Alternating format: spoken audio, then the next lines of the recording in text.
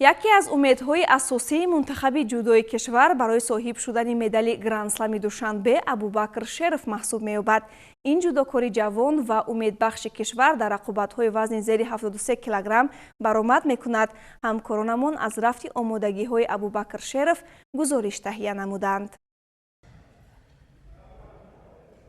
дар як рӯз 2 маротиба тамрин ҷиддиву хело сахт. ин ҳама талош баҳри пирӯзӣ ва лабханд овардан барои ҳаводорони ватанӣ ки ба тамошои ӯ меоянд.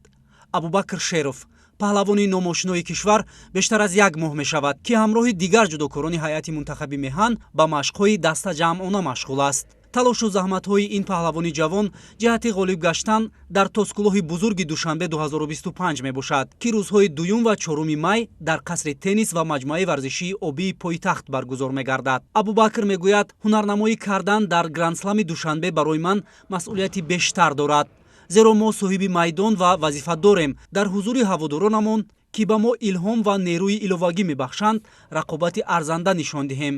гранд-слами Душанбе барои ҷудокорони тоҷик майдони нангу номус ва муаррифии бештари давлату миллат ва фарҳангу таърихи тоҷикон мебошад.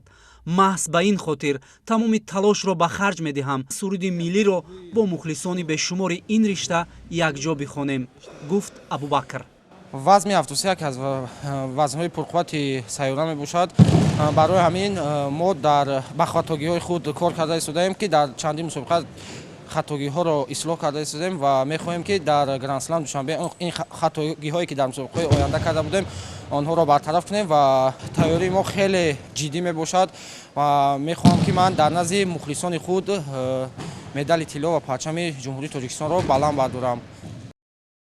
ин ҷудокори тоҷик зери вазни то 73 килограмм ҳунарнамоӣ мекунад ва онҳое ки аз нозукиҳои ҷудо бархурдоранд хуб медонанд, ки ин яке аз вазнҳои рақобатпазир маҳсуб меёбад. маҳорати воло ва сабку услуби хос, омодагии рӯҳию ҷисмонӣ ва дигар корҳои омодагӣ боиси расидан ба мақсадҳои ниҳоии худ шуда метавонад. ба иқрори мутахассисони ҷудокорони кишвари мо низ ин ҳама марҳилаҳоро пушти сар намуда, то оғози чорабинии муҳими сол ҳамаҷониба омода хоҳад шуд. Абубакр Шеров ба ҳама маълум аст, ки дар тӯли ҳамин 2 соли охир бисёр пешравиҳо дар кору дар машқу тамринҳои худаш карда истодааст ва дар оянда низ дастовардҳои нағз умед дорем. вазни 73 тими мунтахаби Тоҷикистон яке аз вазнҳои беҳтарин мебошад, ки дар ин вазн мо бисёр варзишгарони беҳтарин дорем. ин яке аз беҳтарин варзишгарони ин вазн ин Берӯзи Хоҷазода, Абубакр Шеров ва Муҳиддин Асадуллоев мебошад, ки ино дар як радабандии беҳтарини вазни 73 ҷаҳонӣ қарор доранд. Абубакр Шеров ин яке аз беҳтарин варзишгароне аст, ки зиёда аз 5 медали гран-при ва гранд-сламо дорад.